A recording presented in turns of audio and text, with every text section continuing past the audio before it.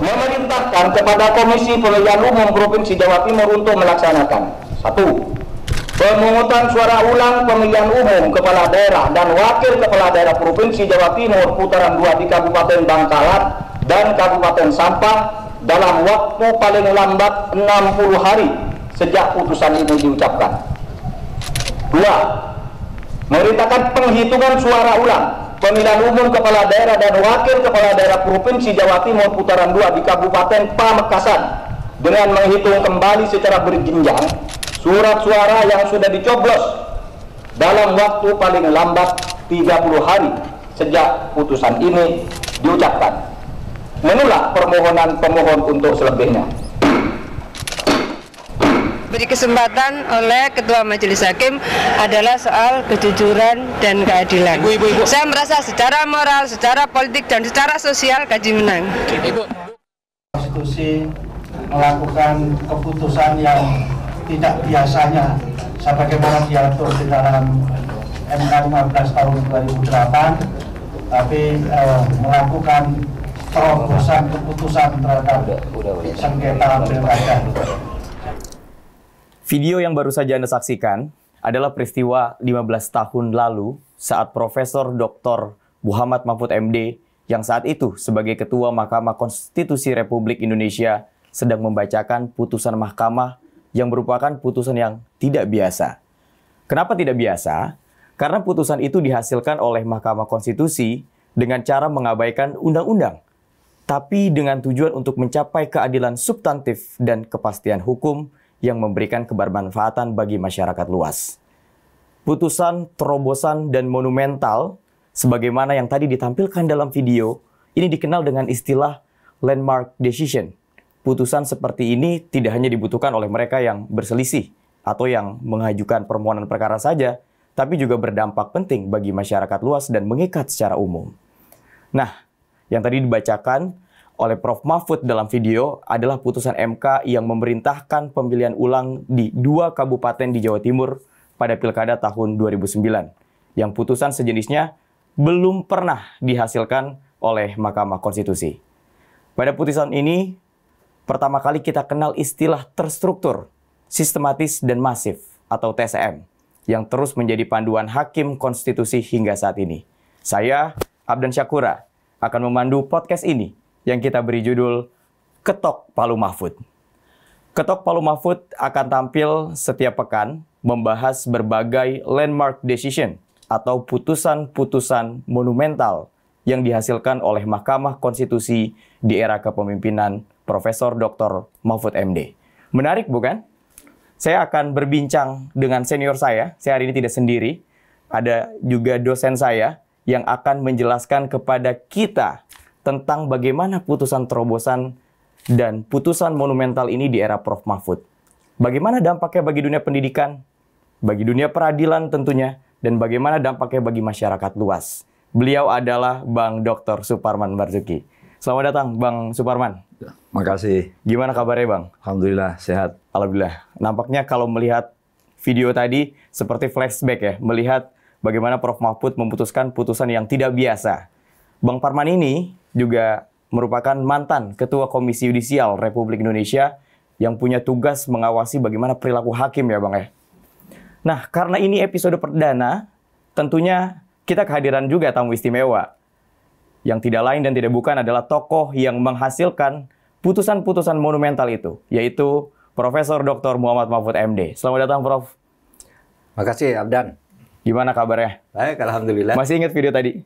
Ya, ingat. Kan baru kan 15 tahun lalu rasanya masih melekat semua.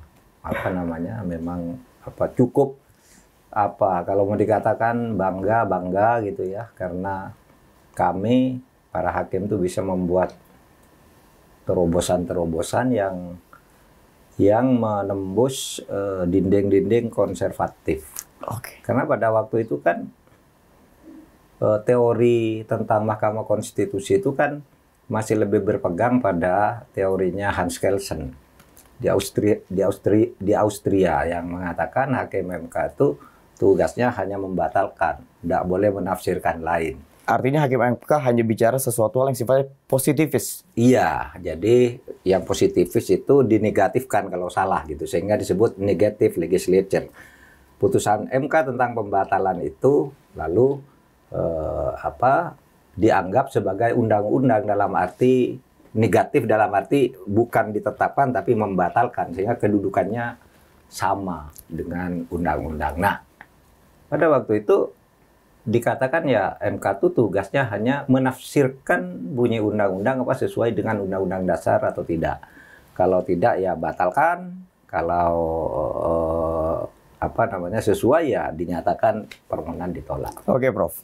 Kalau kita melihat karakteristik dari putusan-putusan monumental, putusan-putusan yang sifatnya dikatakan landmark decision tadi, artinya ada terobosan hukum di situ. Ya. Tidak hanya menafsirkan tugas mahkamah, tapi juga menciptakan norma hukum baru. Pada saat itu, Profesor Mahfud pada saat menjadi Ketua Mahkamah Konstitusi sekaligus hakim, sebenarnya apa yang terfikir dari benak Prof. Mahfud sampai menghasilkan putusan luar biasa tadi? Begini, kita keluar dari teorinya Hans Kelsen, karena pada waktu itu hampir semua Mahkamah Konstitusi di dunia yang ketika saya menjadi Ketua MK itu sudah lebih dari 100 ya di seluruh dunia, di samping ada MA, ada MK gitu. Waktu MK Indonesia dibentuk itu ke-87 di dunia. Nah, kita keluar karena hampir semua peradilan yang bagus itu adalah peradilan yang ikut apa yang disebut judicial activism. Judicial activism itu di mana hakim itu membuat terobosan-terobosan untuk menafsirkan demi keadilan substantif tadi. Oleh sebab itu kalau misalnya di Undang-Undang Dasar atau di Undang-Undang dikatakan MK mengadili sengketa hasil pemilu. Sebelum itu diartikan hasil itu angka. Kita tidak boleh menyelidik ke belakangnya. Itulah sebabnya lalu kita membuat terobosan kalau cuma angka nggak perlu hakim, kan gitu kan. Kalau cuma angka ya ngundang aja tukang hitung ulang gitu. Kenapa harus ke pengadilan tinggi-tinggi? Pasti sebelum sampai pada angka sebagai hasil itu pasti ada proses. Nah, terus ada kata-kata begini, oleh sebab itu kalau prosesnya salah kita batalkan. Nah, perdebatannya Pak kan pasti ada yang salah. Namanya pengadilan itu kan, misalnya ada 2000 TPS. Masa benar semua? Masa terus mau dibatalkan hasilnya? Iya ya, kalau gitu nggak akan pernah ada pemilu yang selesai. Maka muncullah teori kalau gitu ikut aja hukum hak asasi manusia internasional. Sebuah kesalahan itu bisa diputuskan bersalah kalau terjadi secara terstruktur, sistematis dan masif. Okay. Nah, itulah yang kemudian keluar pertama ya, istilah itu keluar dari kami waktu itu. Pada saat Hakim MK, Prof. Iya, memutuskan. Ngomong-ngomong nih pada saat Profesor Mahfud MD menjabat sebagai Hakim MK, masih ingat nggak sih putusan-putusan landmark decision? Tadi kan ngomongin soal angka nih. Berapa banyak kira-kira landmark decision yang diciptakan pada saat Prof. Mahfud menjabat sebagai hakim sekaligus Ketua Mahkamah Konstitusi? Mungkin di sekitar 15 lebih ya, selama 5 tahun itu. Tapi saya ingin katakan dulu sebelum itu, putusan MK tadi yang menyebabkan pemilu itu tidak hanya menghitung angka, itu luar biasa akibatnya terhadap apa? Terhadap kemajuan pemilu di Indonesia. Bayangkan Anda, sampai saat itu belum pernah ada anggota DPR dibatalkan karena kecurangan. Nah, waktu itu ada 72 anggota DPR. DPR pusatnya ada, dulu sedang menjabat ketua DPR namanya Pak Agung Laksono, itu dinyatakan menang. Sesudah kita teliti, kalau kita batalkan. Habis itu Pak Agung jadi Menko ya. Tapi waktu itu dia kan ketua DPR. Kita batalkan. Lalu di berbagai daerah di provinsi seluruhnya 72. Daerah selain Jawa Timur. Jawa Timur, oke. Jawa Timur ya. Diulang tetap kalah. Tapi Anda tahu di daerah-daerah lain yang disebut seperti Kota Waringin Barat, Bengkulu Selatan, dan lain-lain banyak sesudah itu diterima sebagai keadilan, sebagai hukum baru, produk dari itu landmark decision dari Mahkamah Konstitusi. Oke, Prof, menarik ya. Kalau tadi kan bicara terkait dengan keputusan hasil DPR RI yang kemudian dibatalkan. Ini kalau kita bicara DPR, tadi Prof juga sudah menjelaskan, MK salah satu tugasnya adalah sebagai negatif legislator. Ini saya mau beranjak ke Bang Parman nih. Ngomong-ngomong DPR, MK bisa kemudian membatalkan apa yang sudah dibuat oleh DPR sendiri. Ini kayak kehadiran MK tidak selalu dipandang sesuatu hal yang positif. Bahkan saya pernah dengar, Bang, ada istilah, wah MK dari 9 hakim ya. 9 hakim kemudian membatalkan undang-undang yang dibuat oleh 500 orang lebih. 500. DPR bersama dengan pemerintah, bahkan mungkin dengan ahli-ahli dan alat-alat kelengkapannya. Itu kira-kira Bang Parman memandang itu seperti apa, Bang? Iya, cara berpikirnya yang keliru. Oh gitu? Iya, tidak ada kaitannya jumlah orang dengan produknya. Ya kan? Nah, produk legislasi yang dilakukan oleh DPR itu kan harusnya melalui satu proses. Ada prosedur, ada substansi. Nah, yang diuji di MK itu tentu saja aspek prosedurnya dan aspek substansinya. Nah, kalau MK menilai ada substansinya yang salah, MK punya kewenangan konstitusional untuk membatalkan atau menafsirkan sesuai dengan mandatnya sebagai penjaga konstitusi, sebagai penafsir konstitusi. Di situ cara berpikirnya gitu. Mau 1.000 pun anggota DPR, mau 2.000 pun anggota DPR, tidak ada kaitannya dengan kewenangan. Karena ini bicara kewenangan. Kewenangan yang didasarkan kepada Undang-Undang Dasar. Kewenangan Mahkamah Konstitusi. Artinya selama undang-undang yang diciptakan atau produk-produk hukum dari DPR kemudian bertentangan dengan Undang-Undang Dasar tetap bisa dibatalkan oleh MK. Oh iya. Dan MK punya power penuh terhadap hal itu. Persis. Tadi Abang bilang kalau misalkan putusan hakim, apalagi Mahkamah Konstitusi, punya kewenangan dalam memutus perkara yang tidak hanya memberikan kepastian hukum, tapi juga memberikan aspek-aspek kebermanfaatan yang secara subsistem tidak hanya hukum saja. Artinya ada politik, kemudian ada ekonomi, ada sosial. Ada satu putusan. Pak Mahfud mungkin masih ingat ya harusnya, karena putusan yang dibuat oleh Pak Mahfud nih. Pada putusan nomor 102 tahun 2009, atau dikenal dengan putusan MK yang membolehkan pada saat itu pengguna KTP dan paspor dalam pemilu datang ke TPS untuk mencoblos. Ini saya pengen tahu dulu nih, gambaran, mungkin saya mulai dari Bang Parman, karena Bang Parman pernah jadi ketua KPU nih ternyata, selain Komisi Yudisial. Pada saat itu kondisinya seperti apa sih, Bang? Iya, 2004 itu adalah pemilu langsung kita yang pertama. Dan saya berada di situ waktu itu. Problem pemilih itu klasik. Apa masalahnya? Masalahnya adalah sistem pencatatan sipil kita untuk kependudukan itu belum terlalu baik. Belum terdata dengan baik. Sistem KTP kita belum seperti sekarang. Belum iktp ya? Ada orang yang punya KTP itu bisa 4. Ya, di tiap provinsi dia punya KTP. Ya kan? Tetapi poin pentingnya adalah setiap orang Indonesia yang punya hak pilih, maka hak pilihnya itu adalah hak mendasar. Yang disebut dengan fundamental right kalau di dalam hak asasi manusia. Hak konstitusionalnya. Itu yang pokok. Nah, pada waktu itu karena orang harus punya surat undangan sebagai pemilih, ada banyak orang yang sedang dalam perjalanan, KTP-nya hilang, dan seterusnya. Sehingga dia nggak punya kemungkinan untuk memilih. Bisa hilang haknya.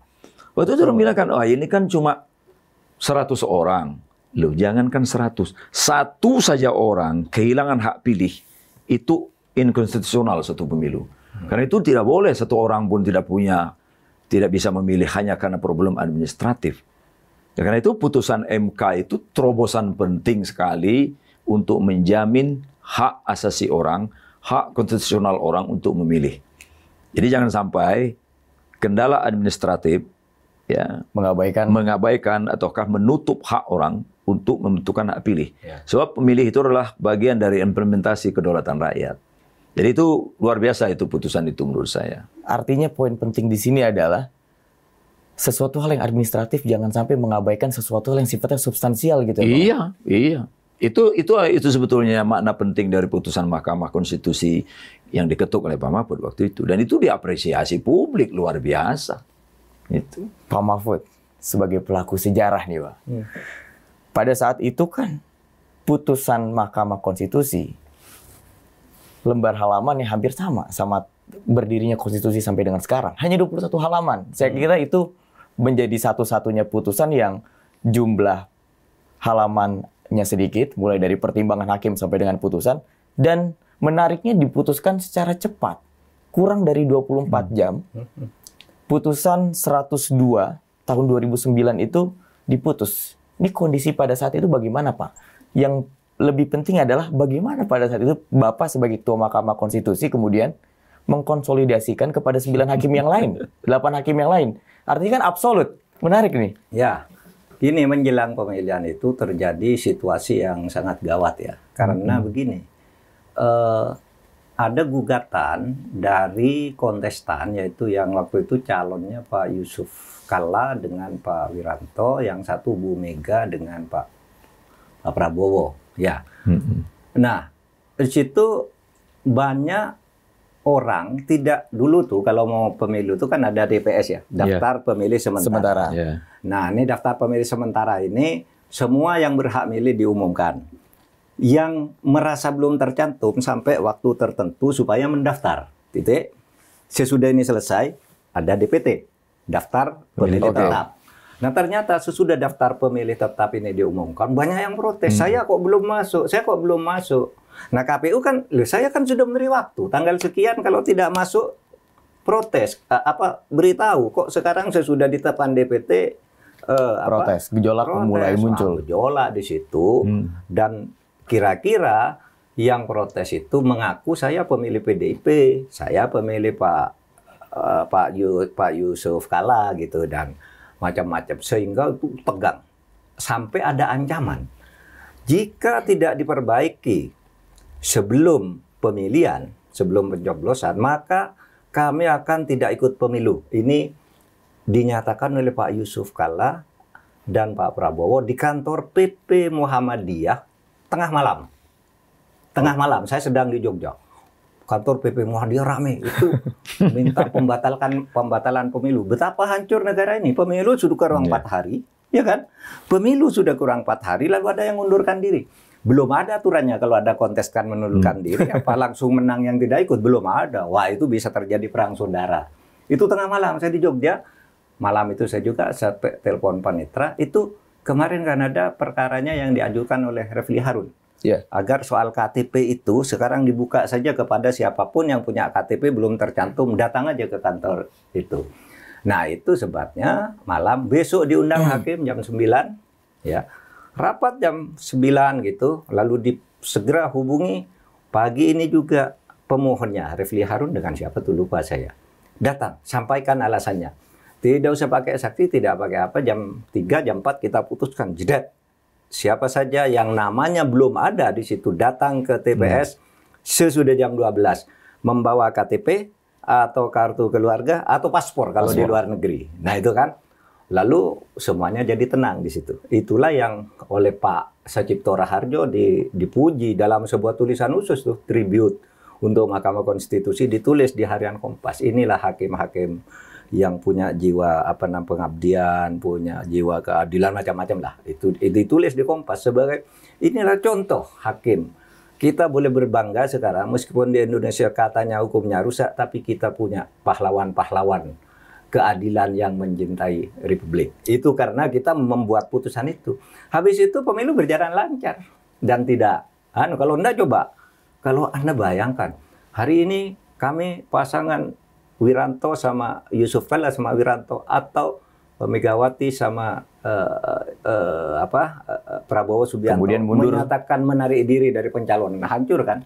Kalau tidak diteruskan, sudah dijadwalkan agenda. Kalau diteruskan, ini pesertanya sudah mundur, kok masih dilanjutkan, kan bisa perang saudara kan? Nah, disitulah kemanfaatan hukum lalu kita buat, dan itu menjadi sangat monumental. Karena pada waktu itu kan Pak SBY sendiri sebagai kontestan, sebenarnya kan beliau disarankan oleh orang sebelum MK memutuskan itu, disarankan keluarkan perpu aja katanya bahwa KTP boleh. Tapi Pak SBY enggak mau karena wajar enggak mau. Loh, saya kontestan, kalau saya mengeluarkan perpu lalu bisa nanti pemilu selesai perpunya ditolak gimana? Gitu. Kan pemilunya enggak seseluruhnya. Sehingga ketika saya memutuskan sore itu, Pak SBY telepon. Terima kasih kepada MK. Teleponnya diliput wartawan karena kami kan tidak boleh telepon berdua kan. Pak SBY ada di Kupang waktu itu. Pak Mahfud, saya melihat TV ada putusan begitu. Ini SBY, Presiden Republik Indonesia bertanya. Disaksikan orang, saya tidak bicara berdua kan gitu omongnya. Apa betul begitu? Iya Pak, terima kasih kalau gitu sudah ada jalan keluar gitu. Jalan, pemilunya jalan dan lancar. Gitu. Menarik ya. Kalau bicara soal putusan monumental, ini kan pasti memberikan pengaruh juga pada putusan-putusan yang lain yang sangat potensi juga menjadi landmark decision selanjutnya. Dan pada saat itu diputus secara cepat, kemudian tanpa dissenting, absolut. Mungkin kita mengenal istilah sebagai peradilan cepat atau speedy trial. Nah, kira-kira Speedy trial. menurut Bang Parman nih, bagaimana sebenarnya konsep speedy trial itu dan apa yang mengharuskan mahkamah mengambil tindakan untuk dilakukan peradilan cepat? Iya, jadi speedy trial itu sebetulnya prinsip internasional yang diakui oleh konvensi-konvensi internasional di dalam hak asasi manusia. Karena peradilan cepat itu diperlukan untuk keadilan dan kepastian hukum. Tidak boleh ada orang, institusi atau lembaga yang tidak mendapatkan kepastian hukum yang cepat atas perkaranya. Nah, ini sama. Negara dalam keadaan emergensi, di mana ada orang merasa akan dirugikan, menilai akan dirugikan, bila tidak ada keputusan tentang mekanisme pemberian suara akibat prosedur administratif yang tidak selesai. Disitulah kegunaan Mahkamah Konstitusi sebagai penyuara konstitusi yang melihat ini ada potensi pelanggaran konstitusi, pelanggaran tentang hak warga negara untuk ikut memilih karena terganjal prosedur administratif. Jadi speedy trial itu prinsip universal dimanapun. Kalau dalam hukum pidana ya, orang yang ditahan itu berhak mendapatkan pengadilan lebih dulu. Itu sebabnya penahanan itu di mana-mana di dunia ini itu exception. Kalau di kita KUHAP itu dapat ditahan dengan 2 syarat. Syarat formal, syarat material. Syarat materialnya itu khawatir menghilangkan barang bukti, khawatir mengulangi perbuatan, khawatir dia melakukan melarikan diri. Nah, ini mesti diuji.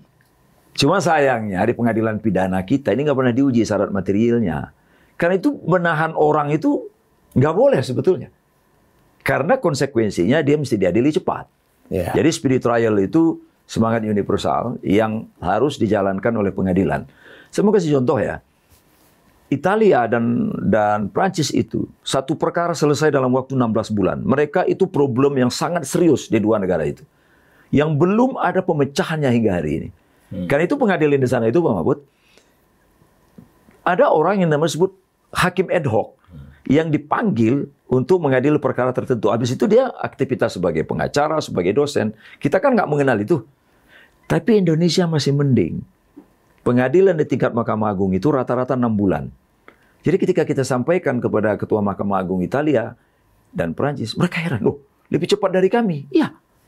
Itulah 6 bulan rata-rata. Itulah kemudian yang disebut sebagai asas peradilan cepat berbiaya murah. Ya, itu yang dalam KUHAP kan. Karena prinsipnya itu, pengadilan itu nggak boleh berlama-lama. Nggak boleh delay. Karena kan ada adegium. Ya, pengadilan yang tertunda itu sama dengan ketidakadilan. Karena menyangkut hak dasar daripada warga negara. Iya. Apalagi ini, apa yang dilakukan MK dalam konteks yang tadi Pak Mahfud ceritakan itu, sensitivitas politiknya tinggi sekali. Terlambat MK menjadi penyelesai persoalan itu, barangkali kita akan mengalami kekisruhan politik yang besar. Tapi memang saya mesti apresiasi ya pada hakim MK waktu itu. Karena itu bukan hanya butuh kecerdasan menangkap persoalan, tapi keberanian mengambil keputusan. So itu risikonya besar. Bang Parman sebagai orang yang kemudian aktif, Bang.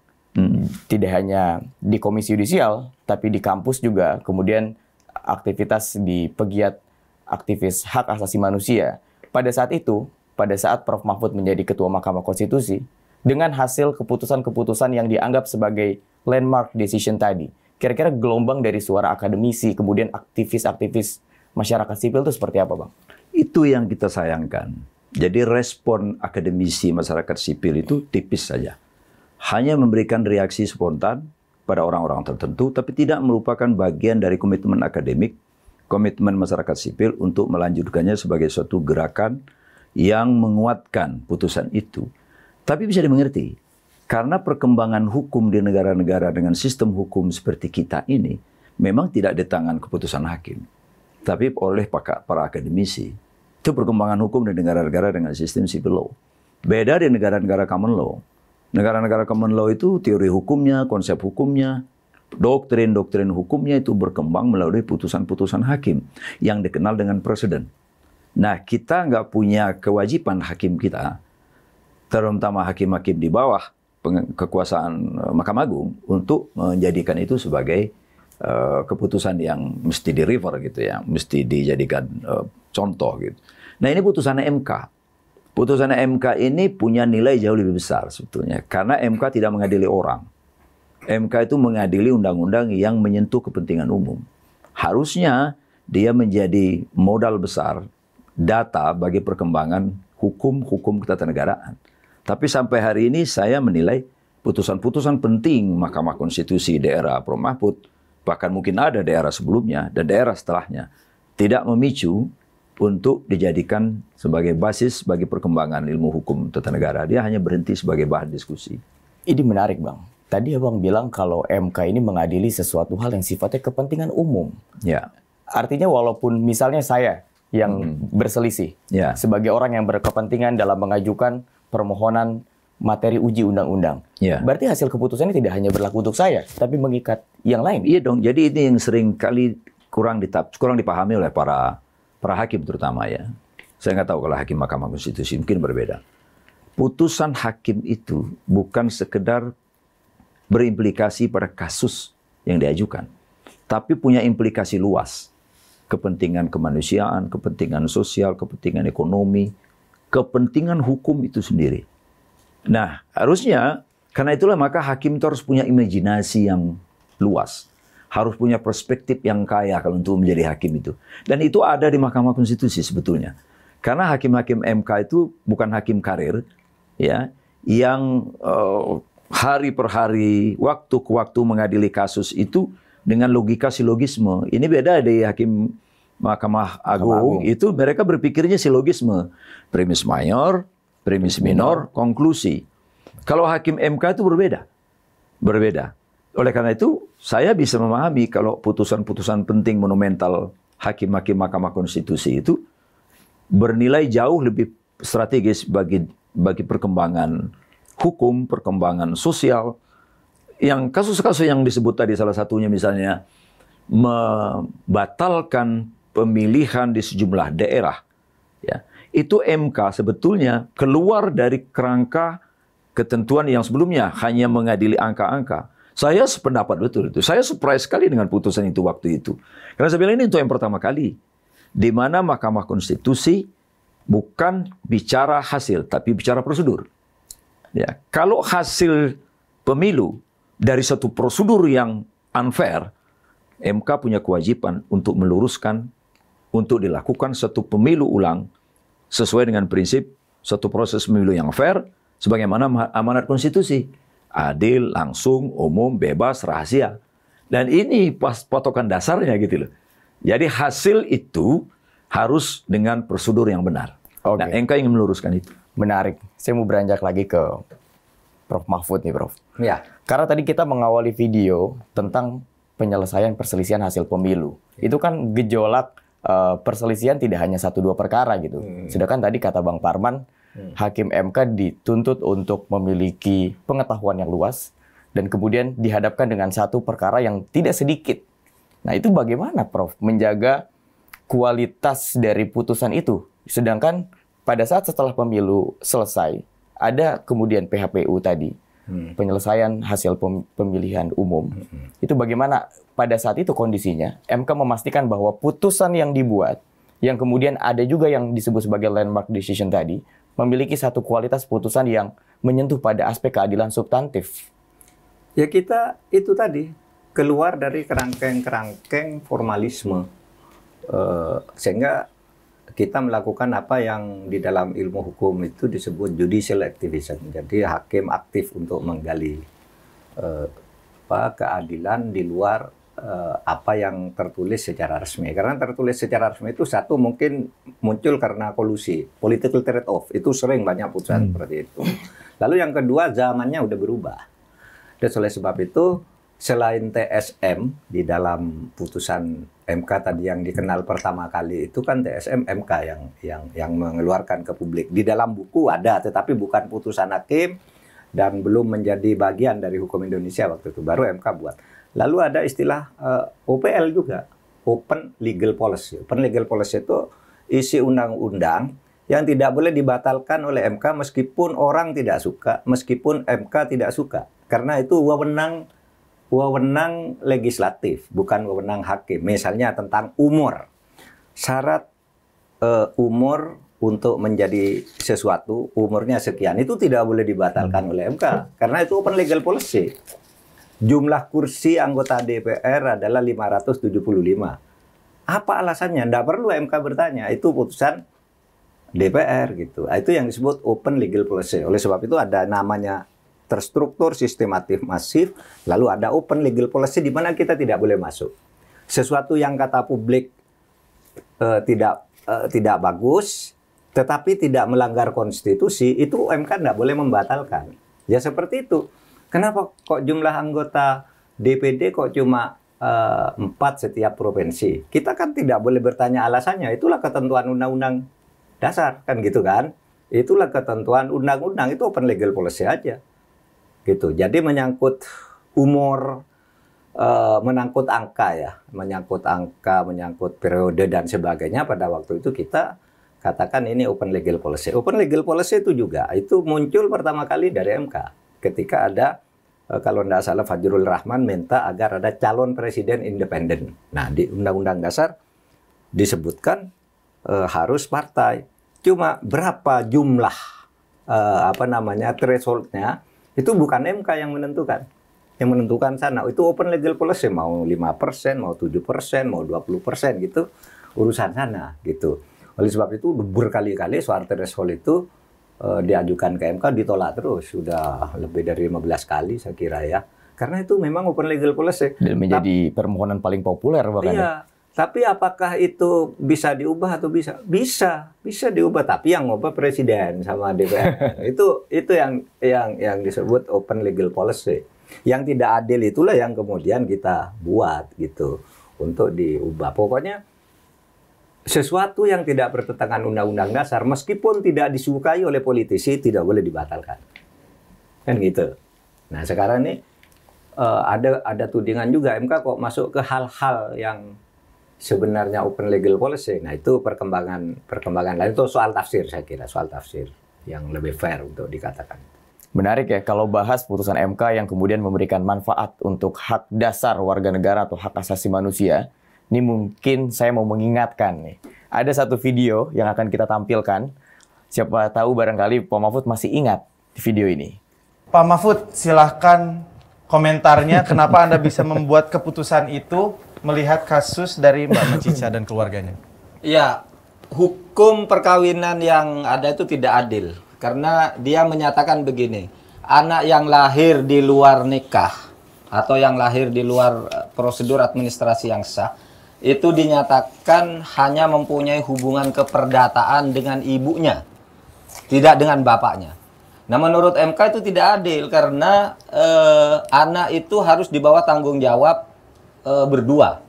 Oleh sebab itu MK menyatakan anak yang lahir di luar hubungan yang sah atau di luar pernikahan resmi itu mempunyai hubungan keperdataan dengan ibunya dan dengan bapaknya. Gimana Pak, masih ingat? Masih ingat. Ini kasus besar ini karena pemohonnya itu Mechicha Mohtar juga ngajak anaknya ke ruang sidang. Dia anak Pak Murdiono, udah dikenal karena ini sangat terkenal akhir-akhir ini. Sudah demo itu. Anak Pak Murdiono. Dia nangis katanya setiap hari di sekolahnya itu dibully sama teman-temannya. Kamu enggak punya bapak. Karena di dalam akte kelahiran itu disebut anak seorang perempuan bernama Mechicha Mohtar gitu. Kalau dan perkawinan kan anak seorang Pak Parman dengan siapa disebutkan. Ini enggak hanya ibunya. Kan tidak adil.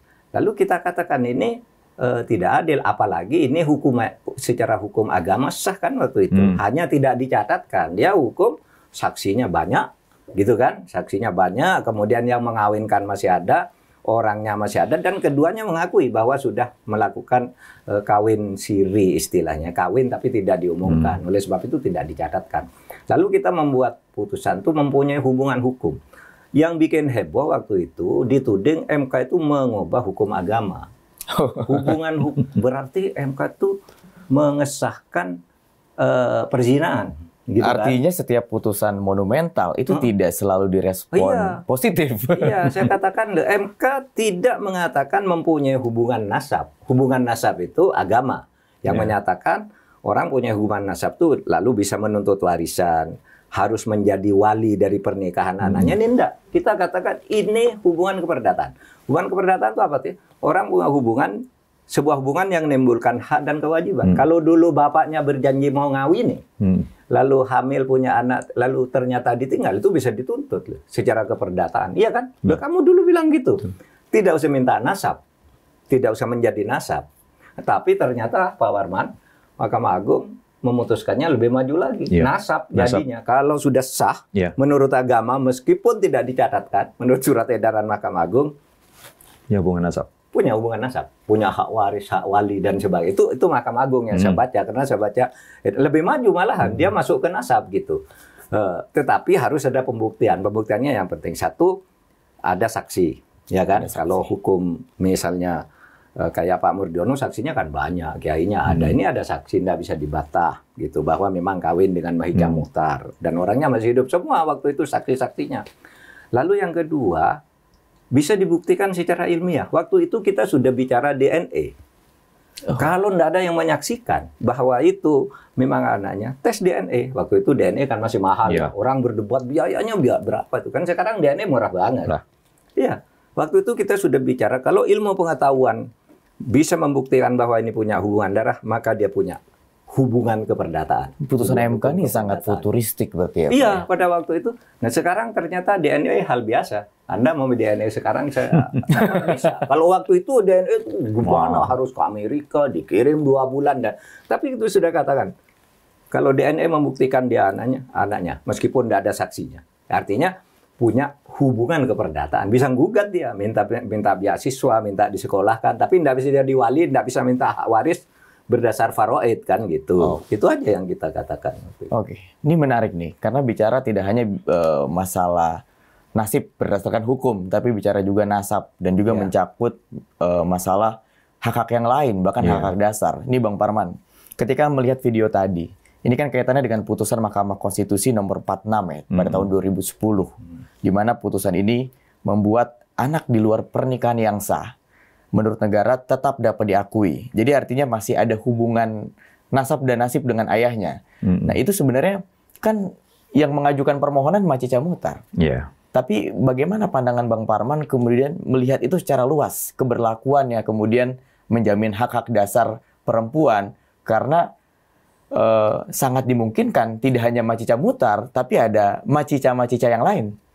Iya, perkawinan siri atau perkawinan yang tidak dicatatkan itu selalu merugikan pihak perempuan dan anak selama ini, ya kan? Karena begitu dia bercerai, ya biasanya laki-laki meninggalkan dan dia nggak bertanggung jawab, mengatakan itu bukan anak saya, itu bukan istri saya, karena memang pembuktian kasus-kasus semacam ini pembuktiannya formal. Kalau buktikan bahwa dia istrimu, buktikan bahwa suami, itu kan surat. Kan nggak bisa, lagi itu nggak bisa ngangkat Quran demi Allah dia suamiku, nggak bisa. Surat nikah, dia nggak punya. Nah putusan ini satu melindungi anak. Ada 3 hak anak ini. Yang putusan MK ini memberikan perlindungan itu. Satu, nggak boleh diskriminatif. Anak itu tidak boleh didiskriminasi, apapun alasannya. Yang kedua, hak anak untuk tumbuh dan berkembang. Dan yang ketiga, perlindungan terbaik untuk anak. Dan yang nggak boleh diabaikan lagi, putusan ini telah memberikan perlindungan terhadap hak-hak perempuan. Yang selama ini begitu bercerai, bukan hanya menjadi single parent dari segi biologis mengurusin anaknya, tapi single parent juga dalam hal kebutuhan ekonomi anak. Jadi putusan ini itu berdampak luar biasa penting. Karena itu maka waktu itu diapresiasi banget itu oleh kaum perempuan, Pak Mahfud ya. Aktivis-aktivis gender movement itu ini mengapresiasi banget sebagai satu keputusan iya, meskipun sebagian para ulama salah tafsir. Atau kalau yang lebih tepat, misinformasi lah. Ya, jadi saya kira ini salah satu putusan monumental ya, yang punya kontribusi positif bagi perlindungan hak-hak asasi manusia, anak dan perempuan. Saya kira itu penting. Tadi diuraikan oleh Prof. Mahfud bagaimana keadaan saat itu dan bagaimana putusan itu dibuat. Bahkan tadi Bang Parman juga banyak menjelaskan terkait dengan pengaruh daripada putusan MK yang tidak hanya memberikan kepastian hukum dan juga keadilan, tapi juga memberikan kebermanfaatan untuk sub-sub aspek lainnya, politik, sosial, ekonomi. Nah, menurut Prof. Mahfud dan Bang Parman, ini kita karena menuju closing nih, melihat rentetan panjang perjalanan Mahkamah Konstitusi, 2 dekade, 21 tahun tepatnya. Kira-kira dari Prof. Mahfud dan Bang Parman melihat MK hari ini seperti apa? Saya Bang Mahfud dulu lah. Boleh. Sebagai yang pernah di MK. Saya melihat bagus karena hal-hal yang dulu tidak bisa dilakukan di zaman Orde Baru. Misalnya kalau undang-undang salah dulu nggak apa-apa. Nunggu DPR-nya sekarang bisa dibatalkan oleh MK. Dulu kecurangan pemilu nggak ada yang ngadili zaman Pak Harto. Sekarang diadili. Dan macam-macam. Sehingga menurut saya dengan segala kekurangannya, mungkin ada persoalan-persoalan hal yang dianggap tidak adil, tetapi secara umum MK menurut saya masih sangat penting. Tetapi kembali ke hitoknya itu tadi, untuk membangun hukum itu untuk keadilan, untuk kepastian dan kemanfaatan. 3 ini kan Gustav Radbach itu mengatakan. Situ aja bergerak, tapi dengan hati yang tulus. Kalau main-main politik itu tidak akan tidak akan bagus hasilnya kalau main-main politik. Ya seperti yang terjadi belakangan kan jadi ribut. Karena itu kalau menurut istilah Pak Jimli ketika memimpin MK itu, salahnya MK itu sekarang apa? Membiarkan dirinya diintervensi oleh kekuatan di luar. Kan itu penjelasannya resmi. Nah, itu tidak boleh terjadi lagi ke depan. Itu aja. Oke, menarik. Kalau Bang Parman, Bang? Iya, secara institusional kan dia dijamin oleh Undang-Undang Dasar. So, mungkin ya. Tinggal bagaimana institusi MK ini makin hari, makin tahun, dia justru menjadi bagian kekuatan penting bagi satu negara hukum dan demokrasi yang sedang kita bangun. Nah, problemnya di MK ini adalah satu, sistem pengisian hakim MK-nya mesti harus dibenahi. Tinggal nggak ada lagi aspek-aspek politis yang transaksional. Iya, transaksional ya. Yang kedua problem MK ini adalah ini sangat tergantung pada orang, ya. Dan kita bisa runut ya. Periode pertama, periode kedua, periode ketiga, semua orang menilai publik ya. Karakter MK itu terbangun di periode pertama, periode kedua. Karakternya udah muncul. Apa karakternya itu? Tegas, berani, menyentuh hal-hal yang substantif, ada konsistensi. Sebab itu penting sekali. Pengadilan itu penting konsistensi. Konsistensi apa? Konsistensi berpikir. Konsistensi paradigmanya dalam mengadili perkara. Gitu kan? Dan mutu putusan. Zaman Pak Jimli, zaman Pak Mahfud, itu mutu putusan itu tinggi. Ya kemudian disebut sebagai mahkota hakim tadi. Iya, artinya begini, pertimbangannya itu mendalam. Mendalam. Nah, memang ada penurunan belakangan ya. Tapi secara keseluruhan, MK ini nggak boleh diturunkan dignity-nya gitu. Martabatnya nggak boleh diturunkan, harus ditinggikan. Nah, karena itulah maka saya sering sebut, ada 3 hal yang harus dimiliki hakim. Pertama adalah independensi. Ini nggak boleh ditawar ini. Yang kedua impartiality. Dan yang ketiga kompetensi. Nah, ini yang harus dimiliki. Nah, kita bisa nilai. Kadang-kadang aspek ini fluktuatif. Ya. Saya boleh katakan periode pertama terjamin. Periode kedua tentu personal-personal tertentu itu masih bisa kita harapkan. Dan seterusnya sampai kemudian warna-warna belakangan ini agak memprihatinkan kita. Tapi kita mesti apresiasi putusan terakhir. Ya. Putusan terakhir itu menyelamatkan Republik ini dari nepotisme berkelanjutan. Ya. Ya, itu penting sekali. Saya nggak bisa bayangkan kalau MK nggak memutus putusan yang terakhir. Iya, yang terakhir ini tentang pilkada. Tentang pilkada. Tentang pilkada. Dan sekaligus secara tidak langsung menganulir putusan MA mengenai usia. Betul. Dan itu, ini menurut saya ini saya boleh sebut sebagai landmark juga sebetulnya. harus dimasukkan sebagai landmark decision karena dia menyelamatkan demokrasi dan negara hukum kita. Dan menariknya nih Pak Mahfud, saya udah baca putusan 60 itu yang kemudian Bang Parman bilang sebagai landmark decision. Ada satu putusan yang pernah dimunculkan oleh Prof. Mahfud, putusan terkait dengan speedy trial tadi, itu masuk dalam amar pertimbangan putusan terakhir. Berarti ini memberikan sebuah harapan baru dari setiap landmark decision. Sangat mungkin akan ada landmark decision yang lainnya. Iya. Oh iya, harus begitu. Nah, jadi kalau kita belajar dari pengadilan Mahkamah Agung Amerika Serikat ya, putusan-putusan yang disebut sebagai presiden di masa lalu bisa saja dibatalkan oleh Mahkamah Agung karena perkembangan dan tuntutan. Iya, Misalnya pernah ada perkara. Dulu ada namanya sekolah umum itu ada segregasi. Sekolah umum itu harus dipisah kulit hitam dan kulit putih dengan isu berbeda tapi setara. Itu bertahan cukup lama, 60 tahun. Baru kemudian Brown melakukan gugatan kepada Dewan Pengadilan dan diputus bahwa segregasi harus ditutup. Karena itu bertentangan dengan amandemen 14 Konstitusi Amerika Serikat.